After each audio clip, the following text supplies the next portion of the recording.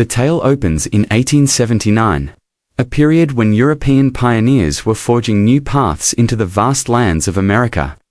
While some chose the safety of bustling cities and others settled in small rural communities, a few brave souls ventured deep into the wilderness, far from any trace of civilization.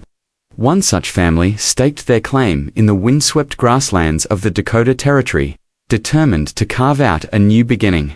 Gerald Slaughter, a rugged and resolute homesteader, led his family, his devoted wife, their children, and his aging father. His daughter, Mary Slaughter, was betrothed to Fergus Coffey, a young man she'd met and fallen for during their westward journey.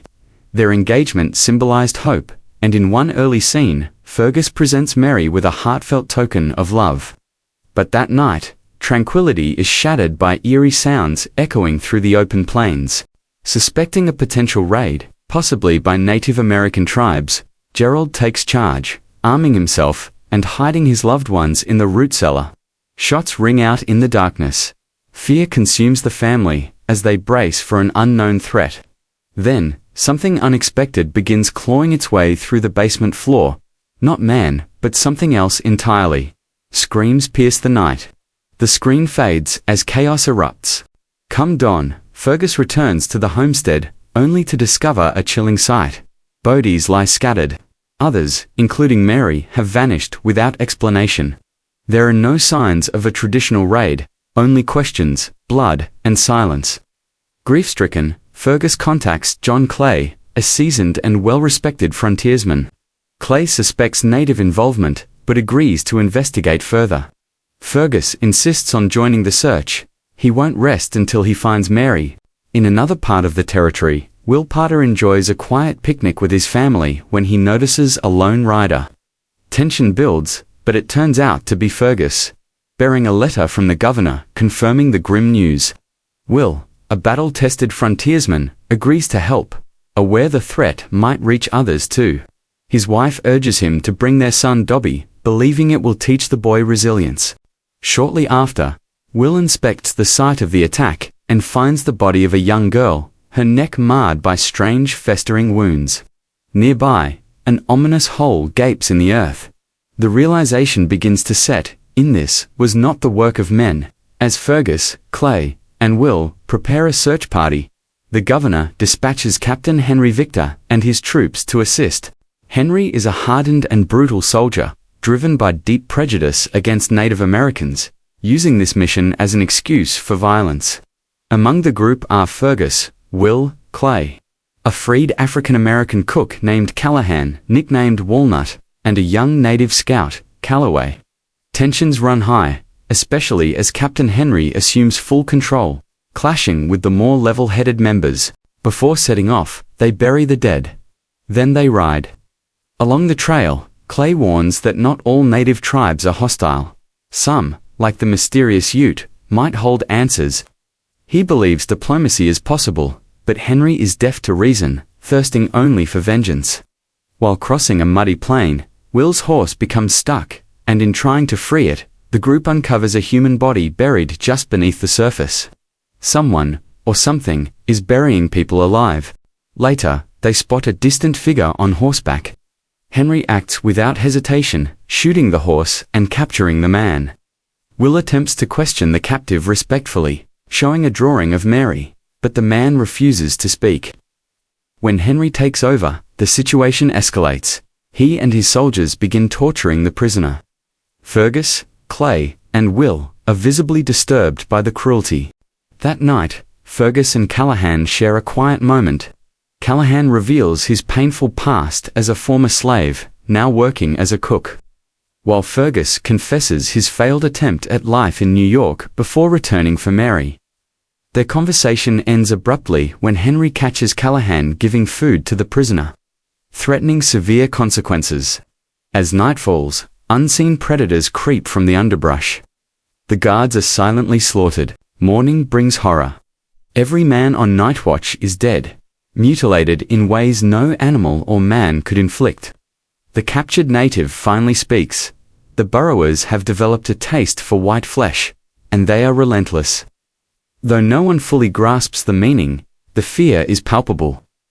Still, Henry continues his cruelty, prompting John Clay to intervene, furious at the senseless violence. The group fractures. Fergus, Will, Clay, and Callahan choose to break off from the soldiers and go their own way. As they push deeper into the wild, young Dobby discovers strange, narrow holes in the earth. Eerily similar to the one found earlier, the strange pits scattered across the land begin to reveal their grim purpose. These aren't just natural formations, they're tied to the people who have disappeared. As night falls, the group sets up camp under the open sky, uncertain of what kind of enemy they're truly facing. To everyone's surprise, Callahan returns.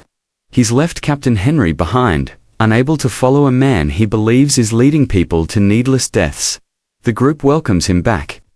The next morning, they continue their search and stumble upon an abandoned wagon. Its contents scattered, but no one in sight. While the group rests, Dobby and Callahan start tossing rocks at a tree to pass time.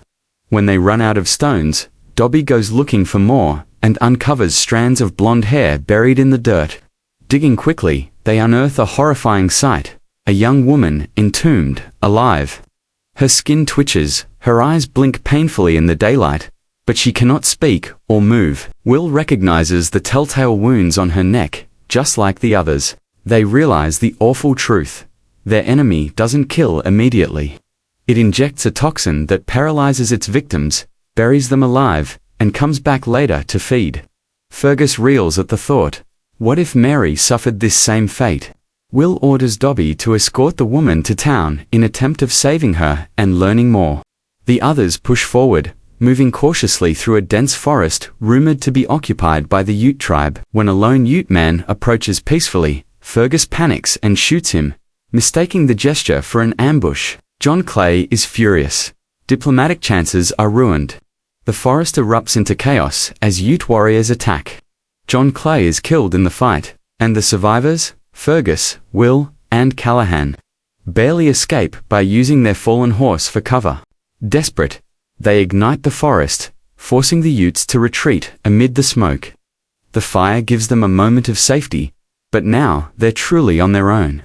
Meanwhile, young Dobby stops to rest with the paralyzed girl still in the wagon.